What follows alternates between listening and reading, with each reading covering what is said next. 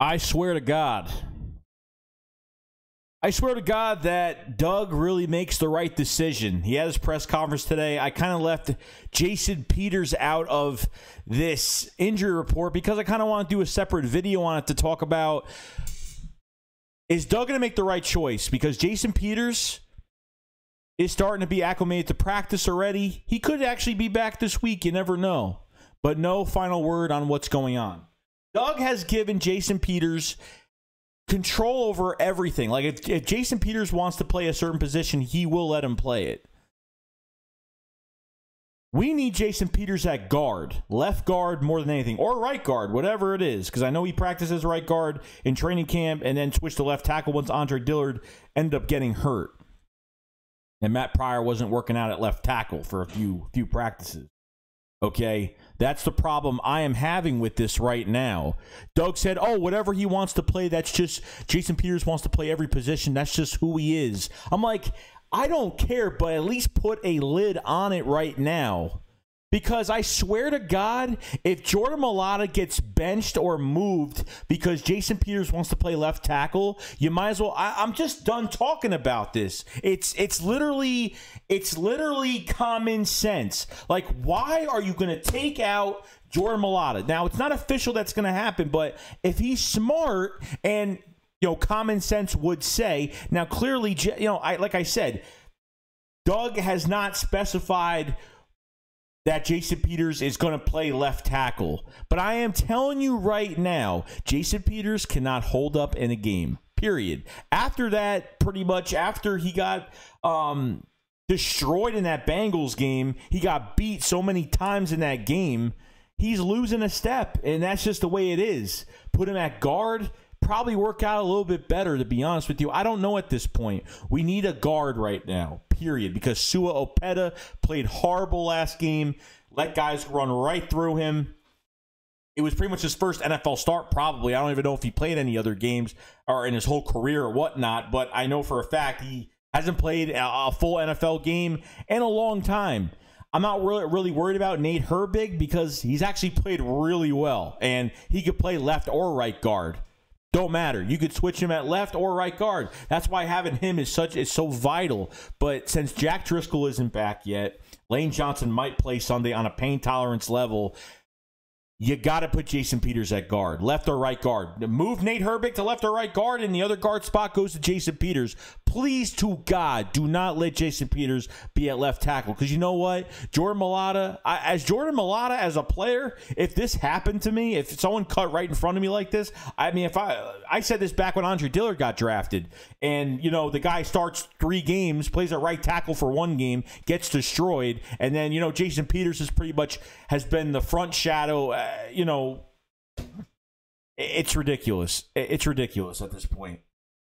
Doug, you better make the right decision, because you know what? If I see Jason Peters at left tackle and then you just pretty much take away Jordan Mailata and you just take away how much he's worked his butt off, has a guy that's been playing so well. Not even just that, but Jordan Mailata, though, he is violent. He is just that guy does not stop. The guy will block you until you're on the ground. I like the physicality of Mailata. I just love he just doesn't care. He'll push you on the ground. Like, literally, he pushed a guy on the ground, and once he got back up, he pushed him again. I mean, I was watching Brian Baldy. He had all these videos of Jordan Mailata, what he was doing on the field. And I didn't even notice this during games, but absolutely amazing. 6'8", 350 pounds. You don't find that in offensive linemen on a regular basis. Jordan Mailata could be your next left tackle. Obviously, Andre Dillard and Jordan Mailata will probably be in camp next year.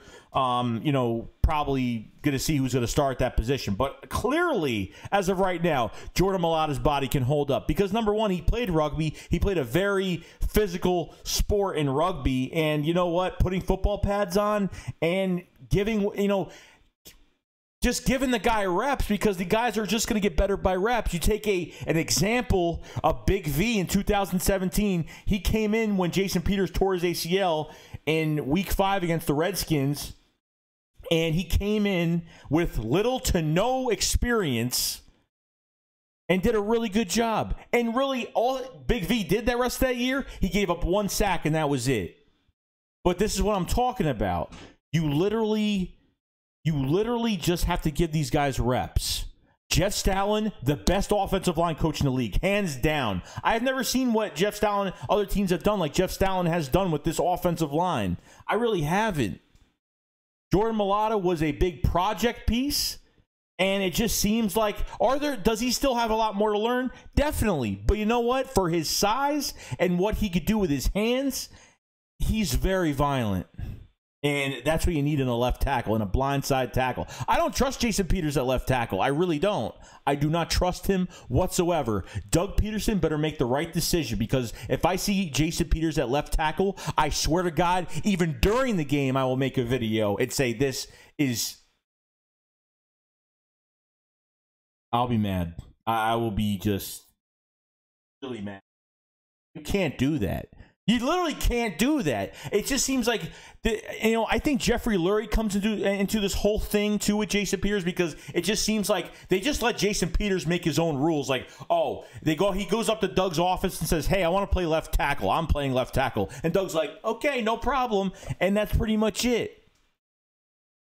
You give these other young guys chances, give them more reps. Look what happened. Jack Driscoll, so far, has he gotten a lot of reps lately? No, but when he did, he played really well. Nate Herbig, has played fantastic. During that Rams game, Nate Herbig was taking care of Aaron Donald like it was nothing. If they weren't double teaming him, he was a single block on him, and he was doing a really good job. Nate Herbig, glad he's here. Glad he's here. Because if you want to get rid of Isaac Seumalo, want to trade him and put Nate Herbig at left guard, I'd be fine with it totally. If that's the case, Brandon Brooks definitely needs to come back, stay healthy, and we have a lot of money into him, so he's got to stay. And I think he's the best right guard in the league. But this has got to stop. These veteran players, this is what you Eagles fans don't understand. These veteran players are holding us back nonstop. They put Jason Peters at left tackle the rest of the year, just say he stays healthy the rest of the year. Just hit the restart button all over again. Jordan Mailata's not going to have reps. He's going to come back all flimsy and not know what to do. And who knows at this point? But please do not do this to us again, Doug. You're going to make a huge mistake. That's all I got to say, guys. Shake Squad up. Fly, Peace out, guys. Peace.